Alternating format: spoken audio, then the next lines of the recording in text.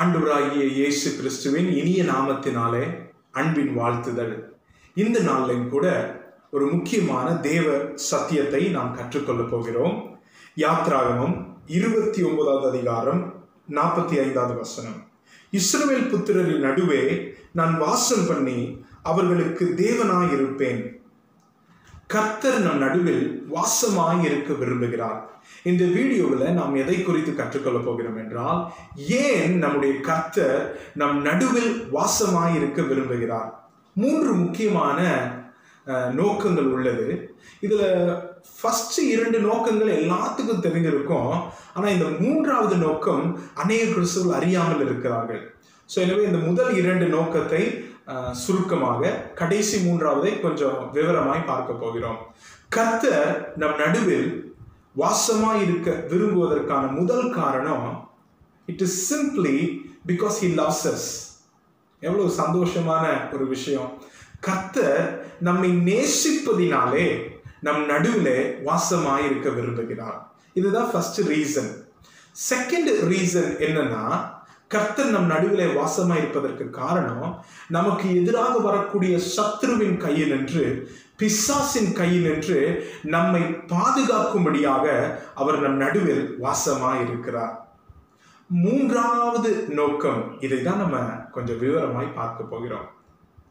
3வது நோக்கம் என்னவென்றால், கர்த்தர் உங்களை உங்களிடத்திலிருந்து பாதுகாக்கும்படியாக உங்கள் நடுவிலே இருக்கிறார். அதற்காக தான் நம் நடுவில் வாசமா இருக்க விரும்புகிறார். சத்ருவின் கையிலிருந்து மாத்திரம் கிடையாது, நம்மை நம்மிடத்திலிருந்து பாதுகாக்கும்படியாக நம் நடுவிலே வாசமா இருக்க விரும்புகிறார். ஆங்கிலத்தில் அழகாக சொல்லப்பட்டிருக்கிறது, you are your worst enemy. நீங்க தான் உங்களுடைய மோசமான எதிரியா.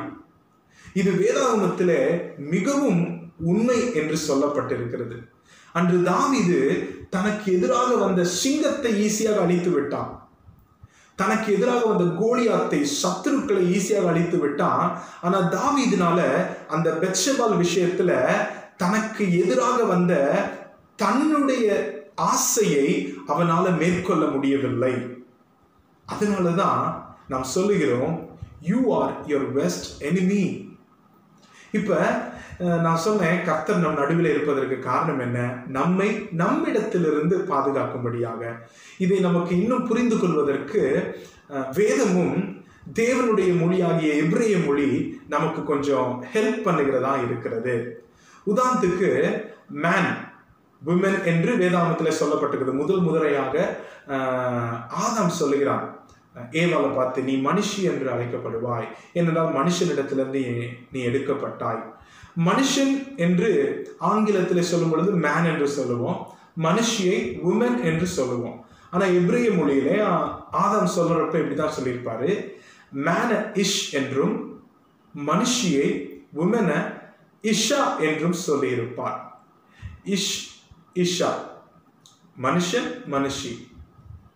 இந்த இஷ் இஷா என்கிற வார்த்தையிலே ஒரு அர்த்தம் உண்டு. அது என்னவென்றால் நெருப்பு. இஷ் இஷா என்கிற வார்த்தைக்கு என்ன அர்த்தம்? நெருப்பு. எபிரேய மொழி என்பது ஒவ்வொரு வார்த்தையிலையும் ஒவ்வொரு எழுத்துலையும் ஒரு ரகசியத்தை உடையதா இருக்கிறது. இப்ப ஆதாம் மனுஷனையும் மனுஷையும் பார்த்து இஷ் இஷா என்று ஏன் அழைத்தார் என்றால், அவர் அந்த மனுஷனுக்கும் மனுஷைக்கும் உள்ள இருக்கிறத பார்த்து அவர்களை இஷ் இஷா என்று அழைத்தார். அப்படி என்றால் நமக்குள்ள என்ன இருக்குதா? நெருப்பு, அக்கினி நமக்குள்ள இருக்குது. இப்ப ஏன் கர்த்தர் நம் நடுவில் வாசமா இருக்க விரும்புகிறார்? மோசேயை குறித்து வாசிக்கிறோம். யாத்ராகமம் புஸ்தகத்துல 3வது அதிகாரம் 2வது வசனம் 1 நான் வாசிக்கிறேன். யாத்ராகமம் 3:1. மோசே மீதியான் தேசத்து ஆசாரியனாய் இருந்தான். தன் மாமனாகிய எத்ரோவின் ஆடுகளை மேய்த்து வந்தான். அவன் ஆடுகளை வனாந்திரத்தின் பின்புறத்திலே ஓட்டி தேவ பர்வதமாகிய ஓரேக் மட்டும் வந்தான். அங்கே கர்த்தருடைய தூதனானவர் ஒரு முச்செடியின் நடுவிலிருந்து உண்டான அக்கினி ஜுவாலையிலே நின்று அவனுக்கு தரிசனமானார். அப்பொழுது அவன் உற்று பார்த்தான்.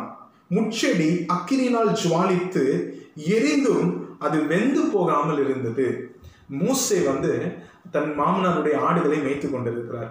அப்ப திடீரென்று ஒரு முச்செடி எரிய ஆரம்பிக்கிறது. ஒன்று சொல்லிக் கொள்கிறேன். அன்றைய நாட்களிலே வனாந்திரத்திலே முச்செடி எறிவது ஒரு அவ்வளவு பெரிய மிராக்கெல்லாம் கிடையாது. ஏன்னா காட்டுத்தீலாம் கேள்விப்பட்டிருக்கோம் பார்த்தீங்களா? அதனால அங்கங்க திடீர்னு ஏதாச்சும் ஒரு முச்செடி எரிந்து கொண்டே இருக்கும்.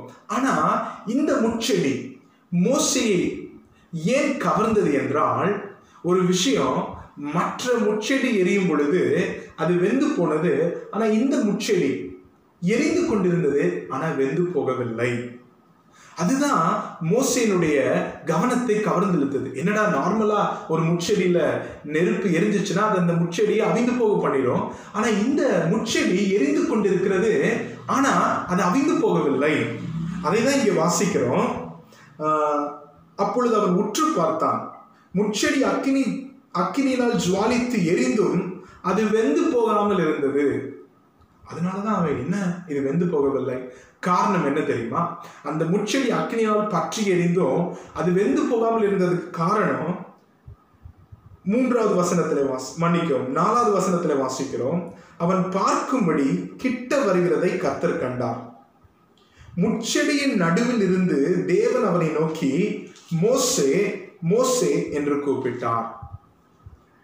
அந்த முச்செடி அக்கினி ஜுவாலையினால எரிந்து கொண்டிருந்தது, ஆனா அது வெந்து போகவில்லை. காரணம் என்ன? வாசிக்கிறோம். முச்செடியின் நடுவில் தேவன் இருந்தார். அந்த முச்செடி அக்கினி ஜுவாலையினால எரிந்து கொண்டிருக்கும் பொழுது கூட அது வெந்து போகாததற்கு காரணம் கர்த்தர் அதன் நடுவிலே இருந்தார். அன்று ஷாத்ராக், மேஷாக், ஆபேத்நேகோவை அக்கினி சூளையிலே போட்ட பொழுது அவர்கள் வெந்து போகாமல் இருந்தார். ஏனால் கர்த்தர் அவர்கள் நடுவிலே இருந்தார். கொஞ்ச நேரத்துக்கு முன்னாடி தான் அவங்களுக்கு சொன்னேன், மனுஷிக்குள்ளாக அக்கினி இருக்கிறது. கர்த்தர் நம்மை படைக்கும் பொழுதே நமக்குள்ள அக்கினி இருக்கிறது. உதாரணத்துக்கு, ஒருத்தர் மரித்து போவார் என்றால் அவர் கையையோ காலையோ தொட்டு பார்ப்பாங்க. ஏன் தொட்டு பார்ப்பாங்கன்னா, அவர் ஹீட்டா இருந்தாருன்னா ஜீவன் இருக்குதுன்னு அர்த்தம். அப்படி அந்த உஷ்ணம் இல்லை என்றால் அவர் மரித்து போய்விட்டார் என்று அர்த்தம். அதனாலதான் தொட்டு பார்க்கிறாங்க. உஷ்ணம் இருக்கும் பொழுது அவன் உயிரோடு இருக்கிறான். ஆனா உஷ்ணம் இல்லை என்றால் அவன் மரித்து போய்விடுகிறான். ஏனென்றால் அவனுக்குள்ளாக அந்த அக்கினியை கர்த்தர் வைத்தவனாய் சிருஷ்டித்திருக்கிறார். இந்த நாளில நமக்கு கர்த்தர் என்ன சொல்ல விரும்புகிறார்?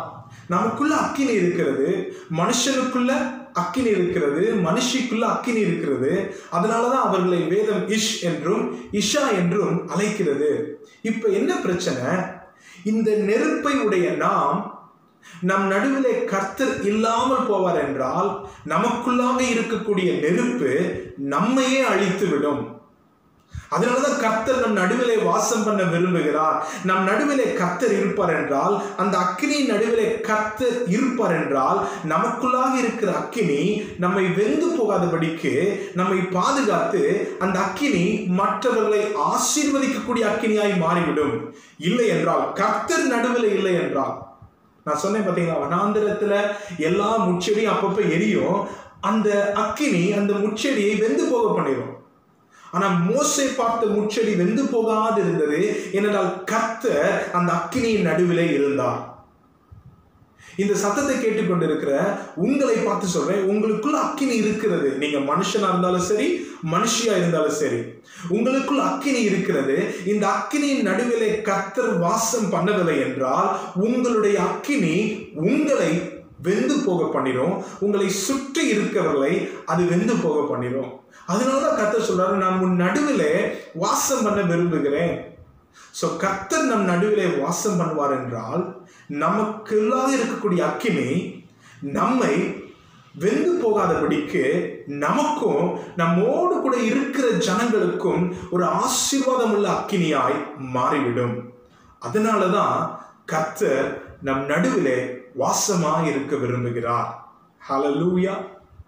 சோ நாம் கர்த்தரை துதிக்கும் பொழுது வேதாகமத்திலே கர்த்தர் சொல்லுகிறார், எங்கே 2 அல்லது 3 பேர் என் நாமத்தினாலே கூடுகிறீர்களோ அங்கே உங்கள் நடுவிலே நான் இருக்கிறேன். ஏன்னா கர்த்தருக்கு நல்லா தெரியும், நீங்க கூடும் பொழுது, அதாவது அக்கினி எல்லாம் கூடும் பொழுது, இஷாக்கள் எல்லாம் கூடும் பொழுது கர்த்தர் அங்கள் நடுவிலே இல்லை என்றால் ஒருவருடைய அக்கினி மற்றவங்களை வெந்து போக பண்ணிடும்.